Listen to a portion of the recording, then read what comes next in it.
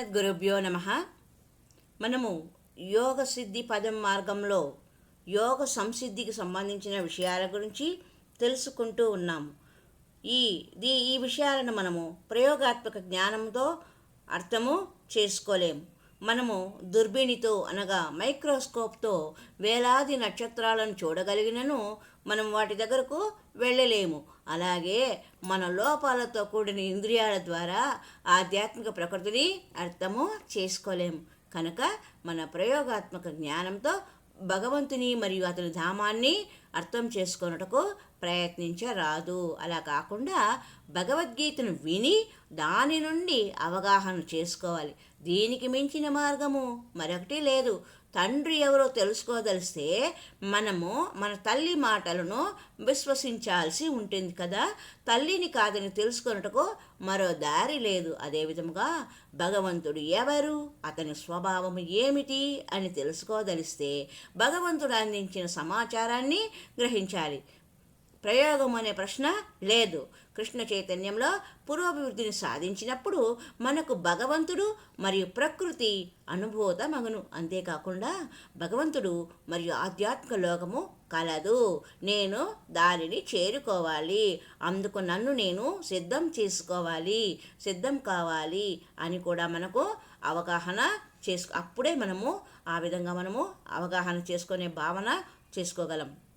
వ్యక్త అనే సంస్కృత పదానికి అర్థం కనబడేది అని అర్థం. మనం చూచి భౌతిక ప్రకృతి అనగా పాక్షికంగా మనం చూసేది మన ముందు వ్యక్తమైనట్టుది. కనీసం రాత్రి వేళలో చూసినట్లయితే ఆకాశంలో నక్షత్రాలు మెరుస్తూ ఉంటాయి.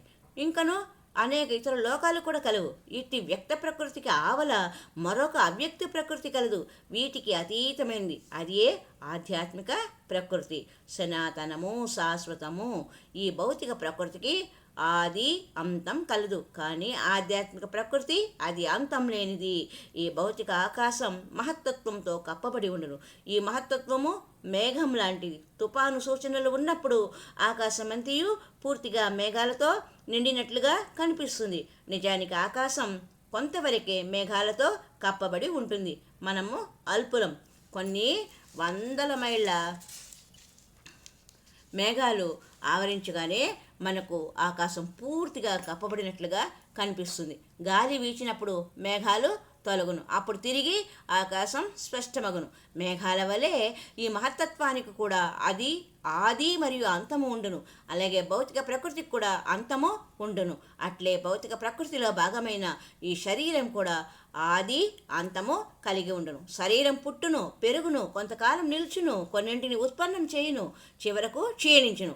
మనకు కనిపించు సమస్త భౌతిక ప్రకృతి ఈ ఆరు మార్పులకు లోనగును. ఈ భౌతిక ప్రకృతిలో కనిపించేదంతా చివరకు నశించేదే. కానీ మేఘం లాంటి భౌతిక ప్రకృతికి ఆవల మరొక ఉన్నత ప్రకృతి కలదు. అది ఏ శాశ్వతం, సనాతనమైందని శ్రీకృష్ణుడు చెప్తున్నారు. యహ సా సర్వేషు భూతేషు నశ్యత్సు నా వినశ్యతి. భౌతిక ప్రకృతి నశించినను ఆధ్యాత్మిక ఆకాశం నశించదు. అదే అవ్యక్తో అవ్యక్తాత్. శ్రీమద్ భాగవతంలోని ద్వితీయ స్కందంలో ఆధ్యాత్మిక ఆకాశము మరియు అక్కడ నివసించే వారికి సంబంధించిన వర్ణనలను మనము చూడవచ్చు. ప్రకృతి స్వభావము మరియు వివిధ అంశాలు కూడా అక్కడ చర్చించబడినవి. ఆధ్యాత్మిక ఆకాశంలోని దివ్య విమానాలు మరియు అక్కడి ముక్తజీవులు తమ విమానాలపై మెరుపుల వలె అటూ ఇటూ తిరుగుటను కూర్చి మనకు తెలుపబడను. ఈ భౌతిక ప్రకృతి కేవలము ఆధ్యాత్మిక జగత్తుకు నకలు వంటిది. ఇక్కడ మనకు కనిపించేదంతా అక్కడి వాటికి ప్రతిబింబము. ఈ భౌతిక ప్రపంచము చలనచిత్రం లాంటిది. చలనచిత్రంలో కనిపించేదంతా యథార్థ వస్తువుకు ప్రతిబింబము. ఈ భౌతిక జగత్తు ఒక ఛాయ వంటిది. శ్రీమద్ భాగవతము ప్రథమ స్కందము ప్రథమ అధ్యాయము మొదటి శ్లోకంలో చెప్పినట్లుగా యత్ర త్రిసర్గో మృషా. ఈ మాయా ప్రపంచము కేవలం భౌతిక పదార్థాల మిశ్రమం. మనము వస్త్రాలయాల్లో వస్త్రాలు చుట్టబడిన బొమ్మలను చూస్తూ ఉంటాం. కానీ వివేకవంతులు ఎవరు వాటిని నిజమైన వ్యక్తులుగా భావించరు. అవి కేవలం మనిషిని పోలిన నకలు బొమ్మలని వారికి తెలుసు. ఇక్కడ కనిపించేదంతా కూడా అందంగా ఉండొచ్చు, అది నకిలీ బొమ్మల వలె అందమైనవి. అది ఆధ్యాత్మిక జగత్తులోని వాస్తవ అందముకు ప్రతిబింబం. శ్రీధర స్వామి చెప్పినట్లుగా యత్ సత్యతయా మిథ్యా సర్గోపి సత్యవత్ ప్రతీయతే. ఆధ్యాత్మిక లోకము సత్యమైనది. మనకు కనిపించే ఈ భౌతిక జగత్తు కేవలం సత్యం వలె కనిపించును. సత్యమైనదేది నశింపదు అనే విషయాన్ని మనము గ్రహించాలి. నిజానికి సత్యమనగా శాశ్వతమైందని అర్థం. కనుక భౌతిక ఆనందం తాత్కాలికం, అవాస్తవం. నిజమైన ఆనందము కేవలం శ్రీకృష్ణుని చెంతనే లభించును. కనుక శాశ్వతమైన దానిని ఆశించేవారు ఈ ఛాయాసుఖాలను వాంఛించరు. భౌతిక ప్రకృతి సమస్తం లయం చెందినను, ఆధ్యాత్మిక ప్రకృతి శాశ్వతంగా అట్లే నిలిచి ఉండును. అటువంటి ఆధ్యాత్మిక లోకాన్ని చేరుటయే మానవుల జీవిత లక్ష్యం. దురదృష్టవశాత్తు ప్రస్తుతం అట్టి ఆధ్యాత్మిక లోకానికి సంబంధించిన సత్యాలు ఈ జగత్తుకు తెలియవు. శ్రీమద్ భాగవతము 7వ స్కందము 5వ అధ్యాయం 31వ శ్లోకం ప్రకారం నా తే విదుహు స్వార్థగతిం హి విష్ణుం. జనులు నిజమైన స్వార్థము ఏమిటో తెలుసుకోరు.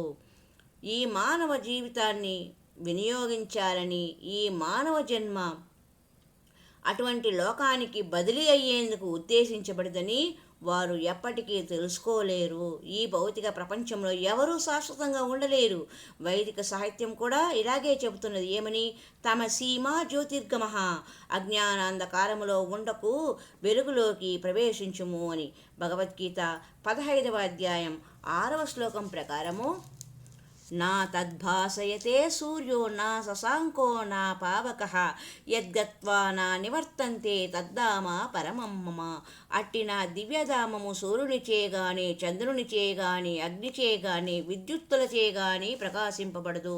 దానిని చేరిన వారు తిరిగి ఈ భౌతిక జగత్తునకు ఎప్పటికీ తిరిగి రారు. ఈ భౌతిక ప్రపంచం సహజంగా చీకటితో నిండి ఉండును.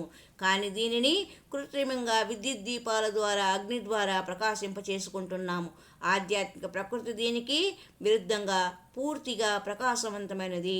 ఎక్కడ సూర్యుడు ఉండునో అక్కడ చీకటి ఉండదు. అట్లే ఆధ్యాత్మిక ప్రకృతిలోని లోకాలన్నీ స్వయం ప్రకాశములు. అందుకే అక్కడ చీకటి లేదు. అక్కడ చంద్రుడు, సూర్యుడు లేదా విద్యుత్తు వంటి వాటి అవసరం లేదు. సూర్యో అనే పదము సూర్యుడిని సూచించును. శశాంకో అంటే చంద్రుడు, పావకః అంటే అగ్ని లేదా విద్యుత్తు అని అర్థం.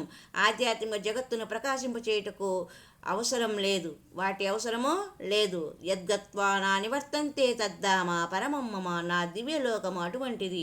నా ధామాన్ని చేరిన వారు తిరిగి వెళ్ళనవసరం లేదని శ్రీకృష్ణుడు చెబుతున్నాడు. ఈ విషయమే భగవద్గీత అంతటా అన్ని చోట్ల చెప్పబడింది. మరలా ఏం చెప్తున్నారు భగవద్గీతలో 8వ అధ్యాయం 21వ శ్లోకంలో? అవ్యక్తో అక్షర ఇత్యుక్త స్తమాహు పరమాం గతిం యం ప్రాప్య నా నివర్తంతే తద్ధామ పరమం మమ. వేదాంత తత్వజ్ఞులు దేనిని అవ్యక్తమనియు అక్షరమనియు వర్ణింతురో, ఏది పరమలక్ష్యముగా తెలియబడుచున్నదో, ఏ ప్రదేశమును పొందిన పిమ్మట జీవులు వెనకకు తిరిగిరారో అది ఏ నా దివ్యధామము. ఇక్కడ తిరిగి అవ్యక్త అంటే వ్యక్తం కానిది అనే పదము ఉపయోగింపబడింది. అక్షర అనగా నాశనం చెందనిది లేక పతనం లేనిది.